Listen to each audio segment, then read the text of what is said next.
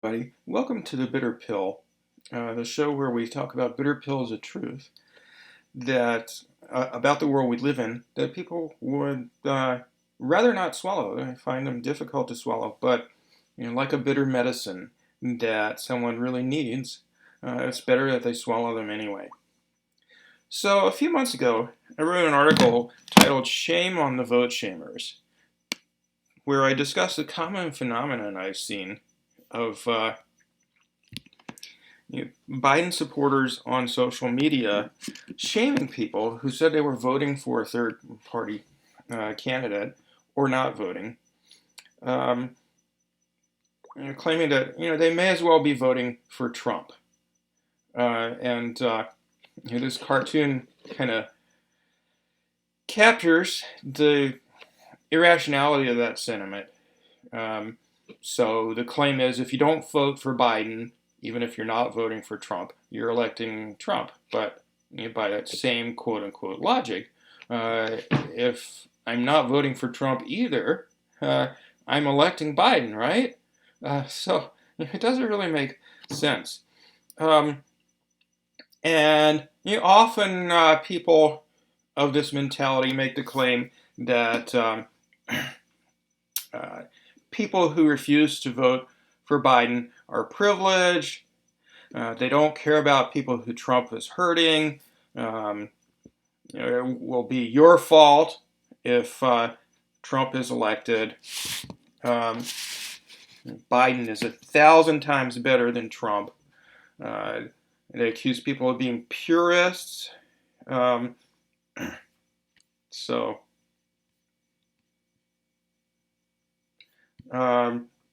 sorry, I thought I had something to show you here, but I don't. Pointing out that they're white, that's a common one. And usually it comes from white people who are doing this voter shaming. So basically, if you don't vote for Biden, it's because you're a privileged asshole cooped up in your ivory tower who doesn't know what's going on with people of color or regular folks.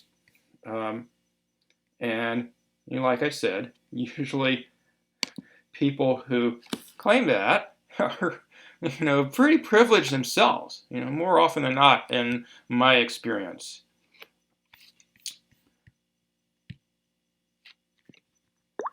But, as Glenn Greenwald pointed out in a great recent article, people who don't vote for either of the two major party candidates in any given election for president or higher office, if they're typical Democrats and Republicans, they're not privileged. Disproportionately, they're lower income, non-white, and dissatisfied with both major parties.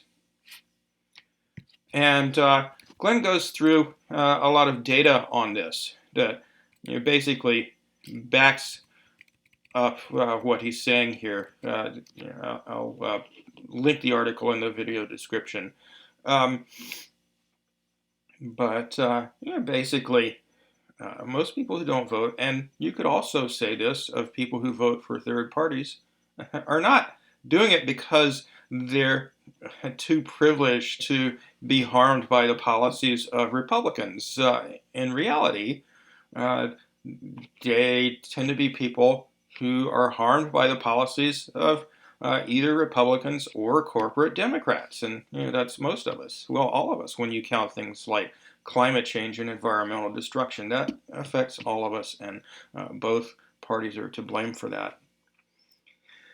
So recently, a friend of mine, not just a social media friend, but one I know in real life, a fellow social psychologist, went a step farther than voter shaming and criticized me for not only for not voting for Biden, or actually not for that, because at least he's smart enough and informed enough to know about the Electoral College and know that Indiana, where I live, is so heavily Republican that it couldn't possibly be a decisive state in a presidential election. Indiana's gone Democratic 4 times in the last 100 years, and all of them were Democratic landslides. So statistically speaking, there's literally zero chance that Indiana could be a swing state in a close election. And if you look at the data on past presidential elections, you find that there's 10 or fewer states in any given election, in close elections, that are close enough that you could say that they're decisive. And if the election's not close, then it really doesn't matter at all to the outcome if a few people, a few million, let's say, decide not to vote for whichever of the two major party candidates they might hold their nose and vote for if those were the only two choices. And in fact, polls find that most people who vote for third party candidates simply would not vote if they only had a choice of two major party candidates, neither of which they liked, which is typically the case with third-party voters. And we're talking about a lot of people here when we combine non-voters and people who vote for third parties. So in the last election, presidential election, for example, about 100 million people did not vote at all for president, and another almost 10 million people voted for one or another third party or independent candidate for president. So, unless you want to believe that that many people are privileged in this country, where tens of millions of people are living paycheck to paycheck, you're full of shit. Well, I mean, if you do claim that. Either way. But anyway, so my friend understands that in the state that I live in, and also in the state that he lives in, although he's going to vote for Biden anyway, it doesn't really matter to the outcome of the presidential election who he or I vote for. But he attacked me for merely being critical of Biden. And it began when he posted this. He said, "I'm not a big fan of Biden or Harris, but voting for them is not the lesser of two evils. It's a choice between a ticket I wish could be better and actual evil. I choose to vote for the non-evil ones." So I guess there's just kind of this willful obliviousness to who Joe Biden and Kamala Harris are, what their records are as elected officials. So I said, vote for who you want. Although the state you live in hasn't been a swing state at any point in our lifetimes.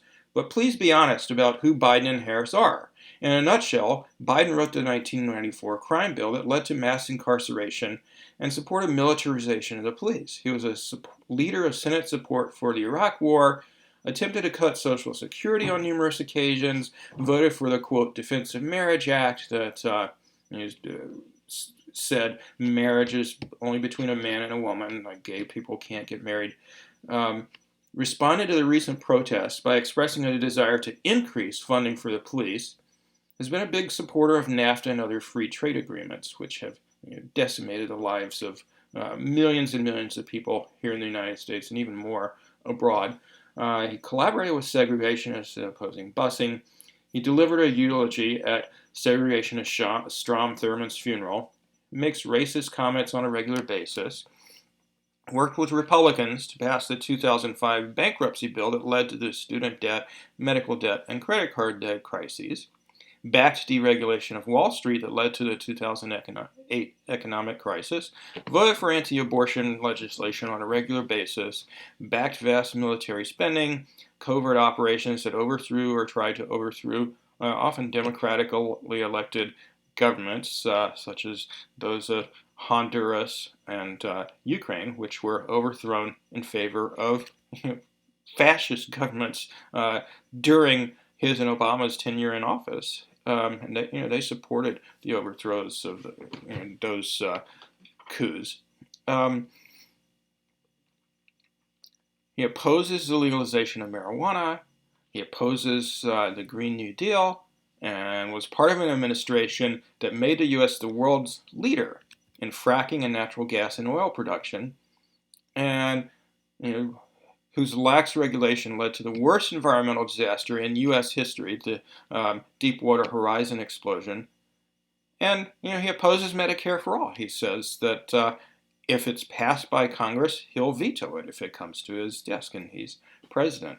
In addition to that, he's a serial sexual predator, credibly accused of rape, harassment, and assault by multiple women.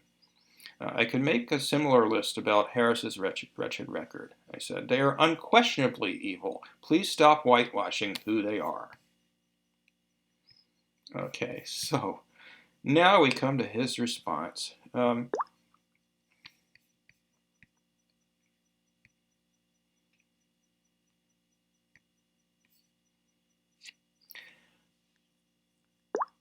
didn't get to respond to your last comment on the other thread where I asked you about what you thought you were gaining by posting all of these bad things about Biden.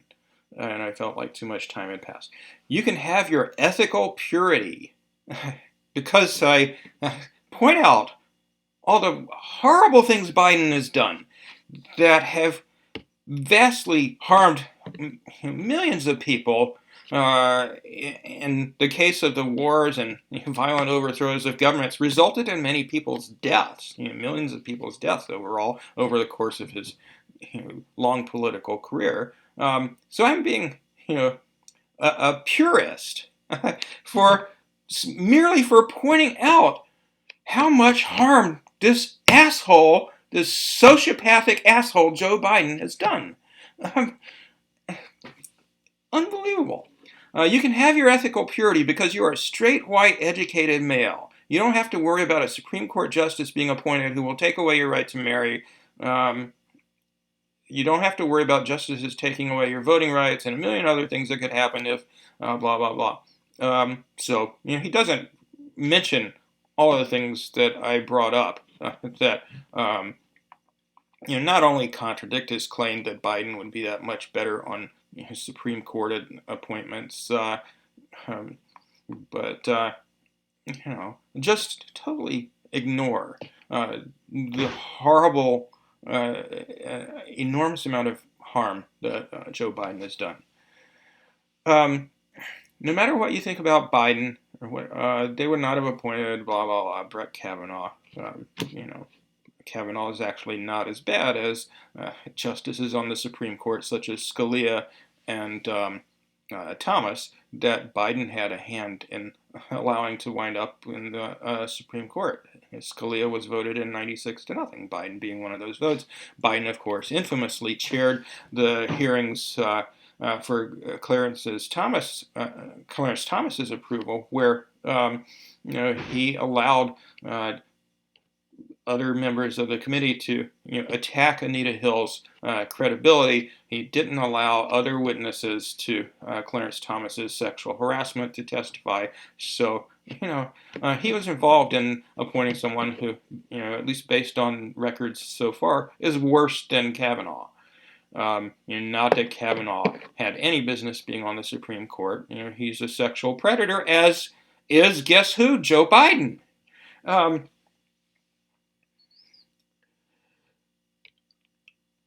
So he says, you can talk about all the bad things that Biden and or Harris did all you want, but I stand by my statement that there is a difference between Trump's evil and the things Biden does. So, supporting wars that result in massive suffering and death is just things Biden does. It's not evil. Raping somebody is not evil. It's just something Biden did, okay?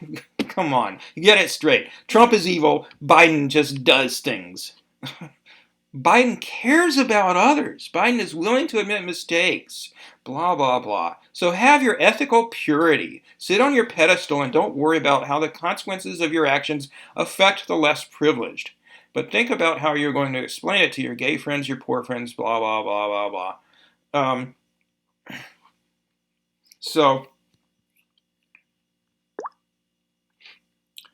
And he did actually, on a thread on my wall at one point, you question why I was bringing up these things about Biden's treatment of women. What I was hoping to accomplish by pointing out that Biden has been accused by multiple women of assaulting or harassing them.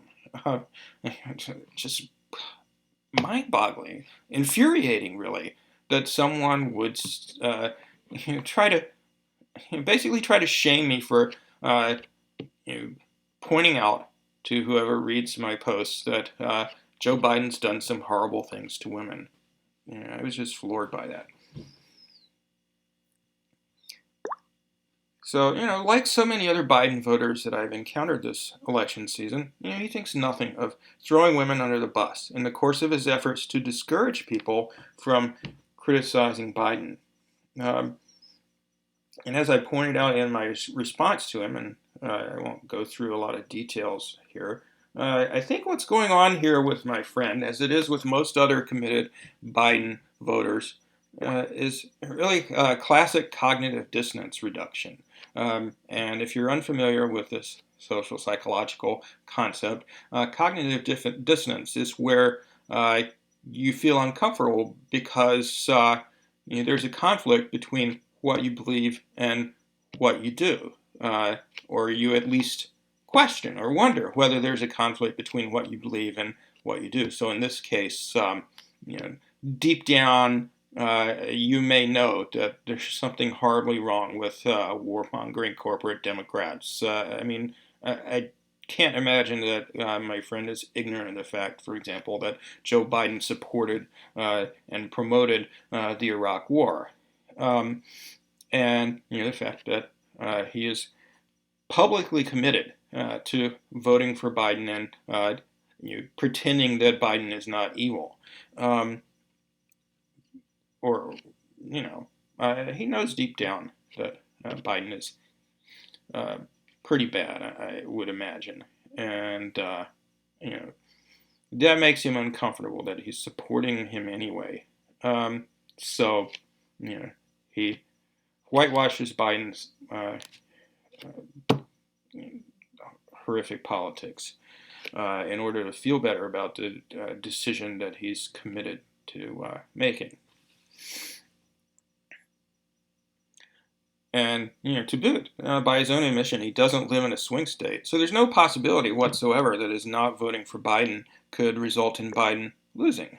And even though by his own admission, Biden and Harris have flaws. So he has, a psychological incentive to minimize these flaws, say that they're not actually instances of evil when Biden supports wars or Harris supports wars, or Harris in her role as prosecutor put innocent people in jail and including on death row, and meanwhile let Trump's Treasury Secretary Steve Mnuchin get away with financial crimes that resulted in thousands of people losing their homes, being foreclosed on for invalid reasons.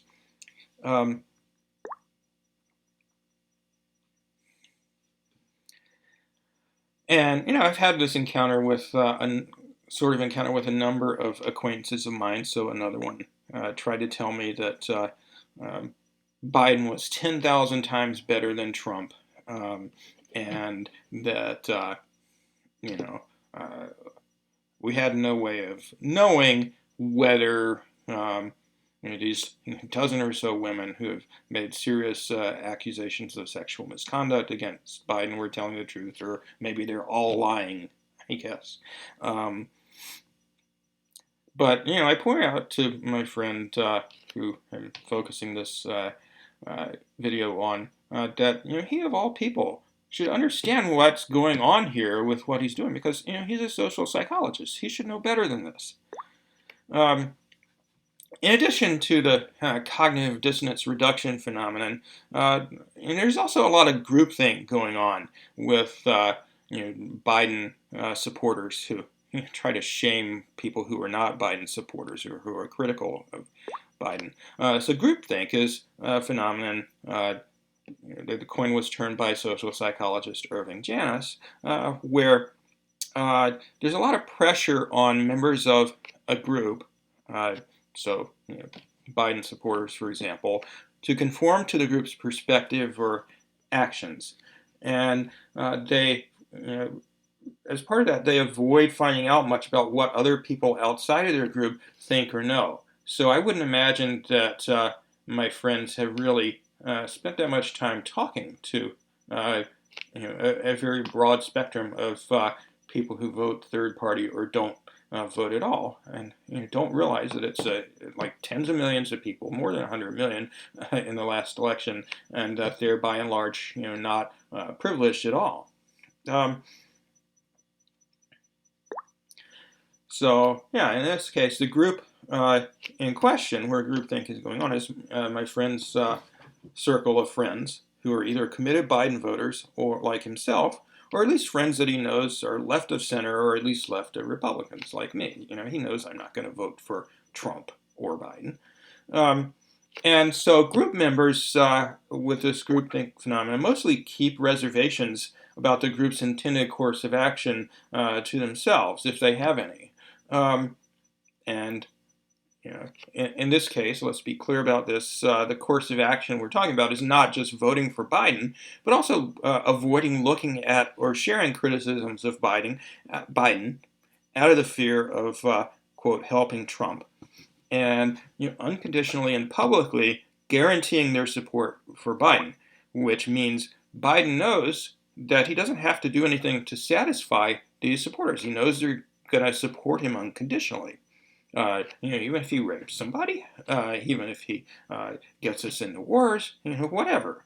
And in the sort of groups where groupthink occurs, one finds what Janice calls mind guards.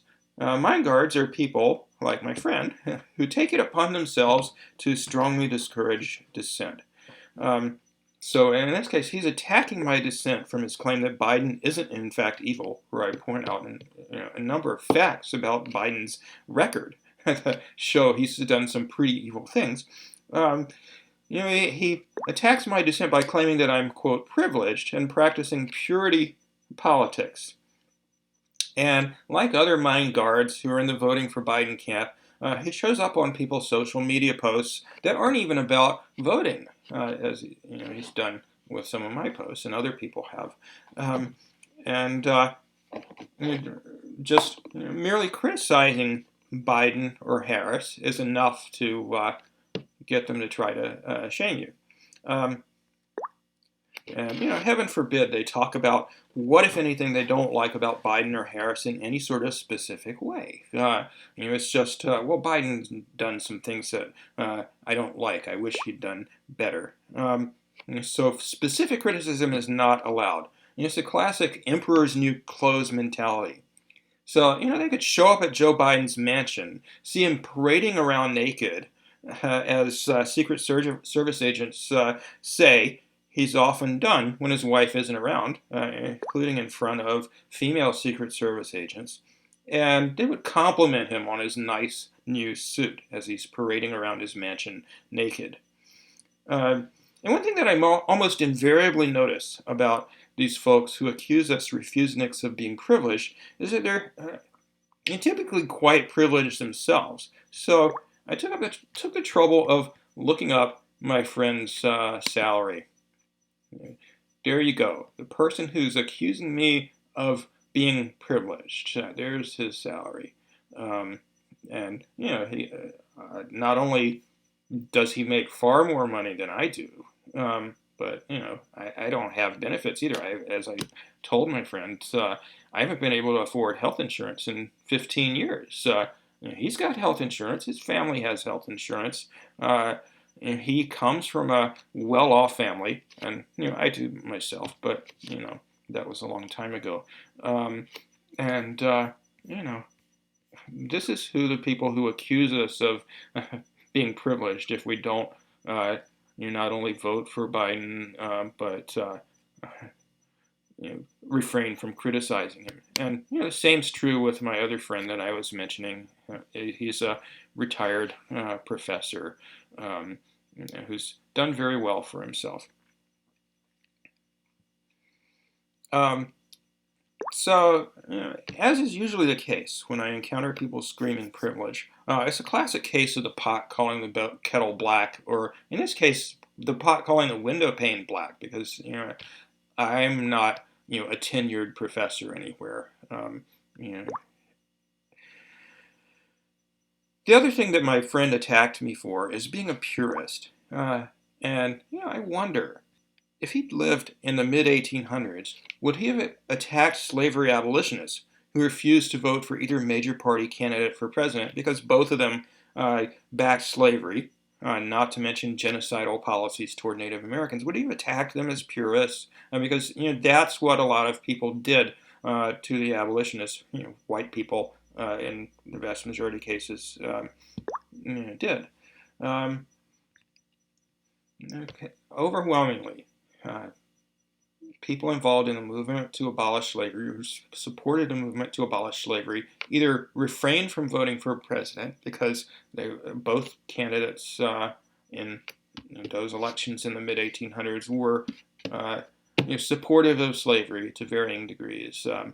Henry Clay was the least evil of them, and he basically thought that people should who had the right to vote, which obviously isn't slaves, should be able to vote on whether their state should have slavery or not. So, um, you know, uh, in a nutshell, pro-slavery, just not as you know adamant that every state should have slavery as somebody like Andrew Jackson, who Clay was running against. Um, so the question I would put to my friend is, are things really so different now? Am I being a, quote, purist because I refuse to stop criticizing Joe Biden for who he is? And, I refuse to, uh, like, be silent about the fact that he opposes single-payer health care. He opposes the legalization of marijuana. He supports the death penalty. He's the principal architect of mass incarceration. He's voted against gay marriage in the past. He's supported free trade agreements. He wrote the precursor to the Patriot Act and voted for it. In 2001, he voted to repeal financial regulation of Wall Street, paving the way for the 2008 financial crisis that drove millions of people from their homes and vastly increased the gap between rich and poor. In fact, I don't have it handy, but there's a graphic that shows that between 1980 and now, the level of inequality, the gap in wealth between the top 1% or 0.1% or whatever it is, and everyone else has just steadily increased throughout those 4 decades without any variation in terms of whether a Republican or Democrat was in the White House. Things just keep getting more and more unequal, and we live in a second Gilded Age now that's in fact, even worse in terms of inequality than the first Gilded Age. There's no country in the history of this planet that is more economically unequal than the United States is right now. I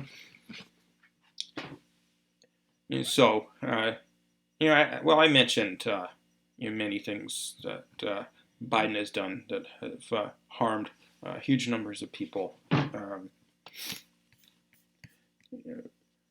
over the years. Now it says on here he doesn't support the fight for $15 for a living wage, and actually I guess he has expressed support for a $15 minimum wage.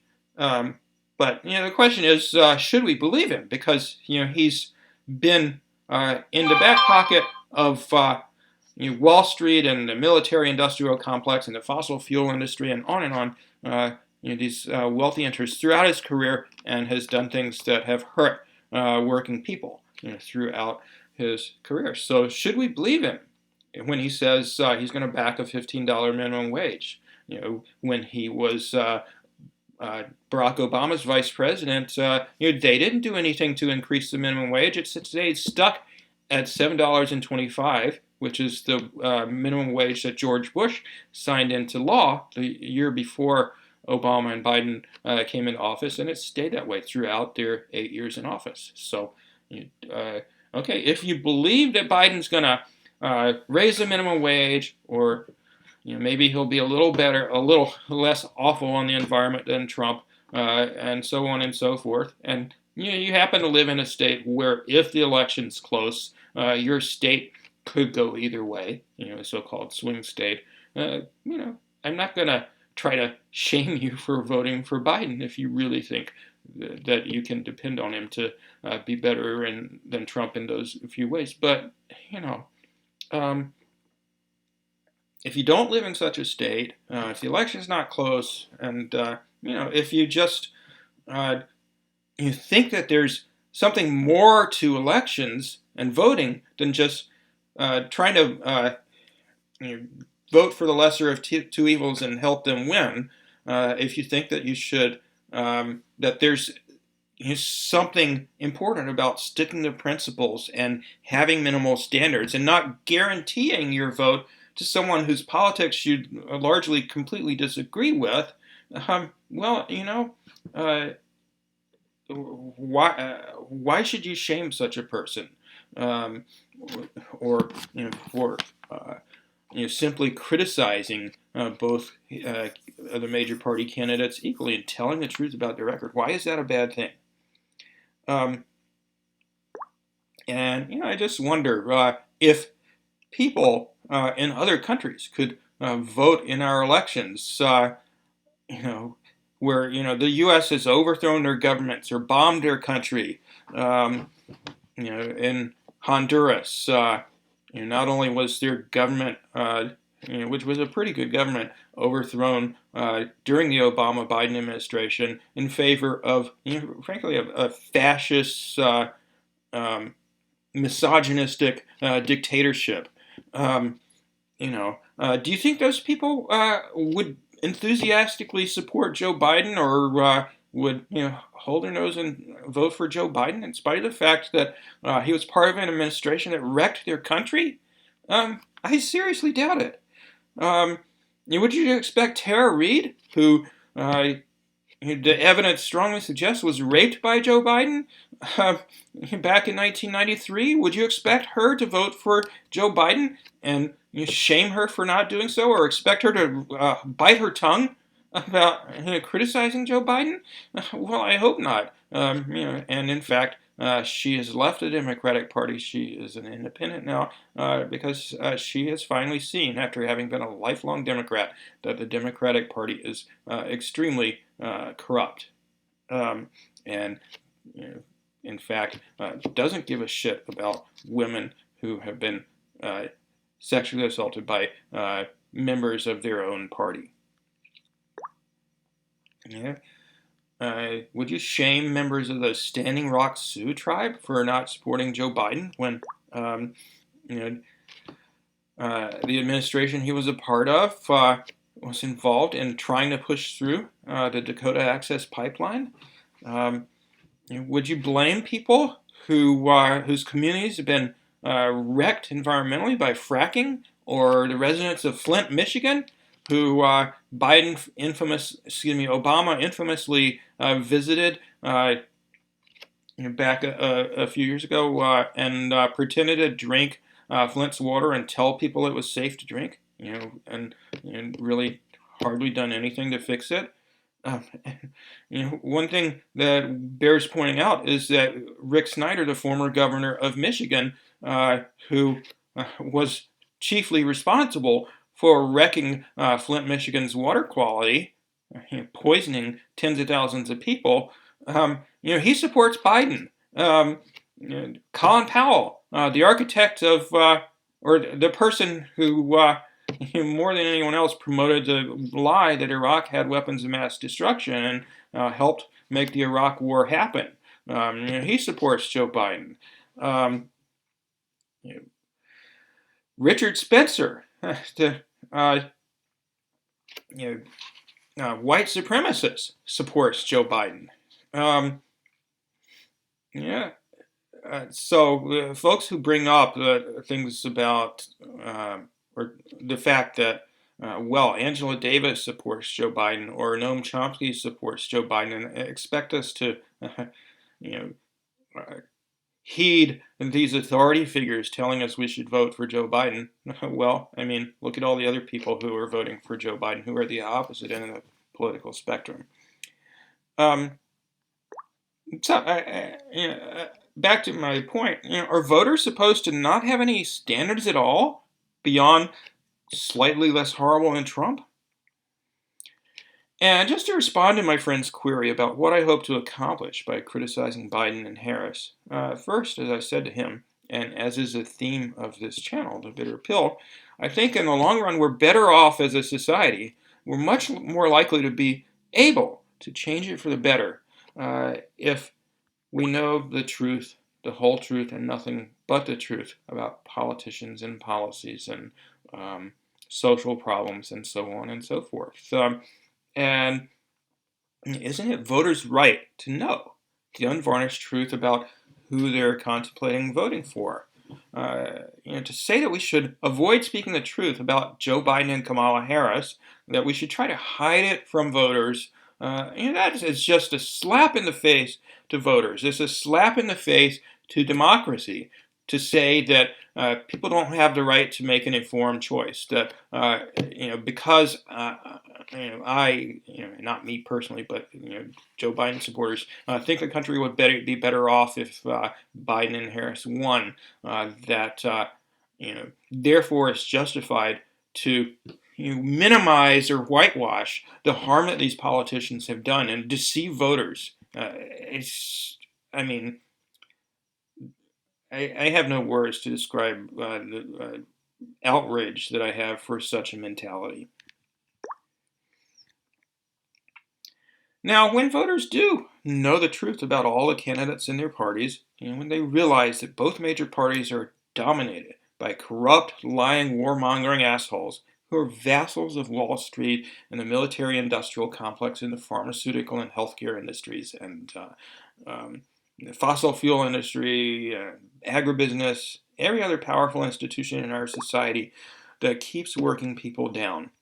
Maybe they won't be so committed to voting for major party candidates who aren't exceptions to this rule, as every major party candidate for president in history in this country, you could say that about, that they are without exception committed to the rule of the wealthy elite. Even Franklin Delano Roosevelt said himself, and he was just a typical Democrat coming into office, from a wealthy family, moderate politics. So he was pressured into pushing through the New Deal reforms. But he said himself, I'm just trying to save capitalism. I don't want this country to have a socialist revolution. So even him, committed to ensuring the continued prosperity of the wealthy. And as I pointed out earlier, tens of millions of people already don't support either major party presidential candidate in any given election. And they're generally not privileged at all. They're disproportionately people of color and lower income people. What if that army of tens of millions of disgruntled voters, instead of just abstaining from the election altogether, which is what most of them do, they got behind building a third party that represented workers rather than corporations, like the Green Party or the newly forming People's Party? And what if beyond that they put their energy into protesting, or better yet, a general strike? As I've said many times before on this show, that's how real change happens in this country. It isn't voting for Democratic candidates who are without exception the sort of corrupt politicians that I described earlier. Women didn't win the right to vote by voting. Black people didn't win the right to vote or end Jim Crow segregation laws by voting. The abolition of slavery, the New Deal, every other major social reform in this country, gay marriage, for example, gay rights, has come about primarily through the activism of social movements. And the same is true in other countries. Canada and other countries pretty much every other wealthy country besides the United States has universal health care because their citizens fought for it. They demanded it. They didn't get it by just voting for the least bad of two major party candidates. Canada, as well as the UK and many other countries, started a third party, and they agitated, they struck and protested, and so on and so forth for those rights that they have. Because social movements haven't been as powerful in the United States, the labor movement hasn't been as powerful. We have not won as many such rights. And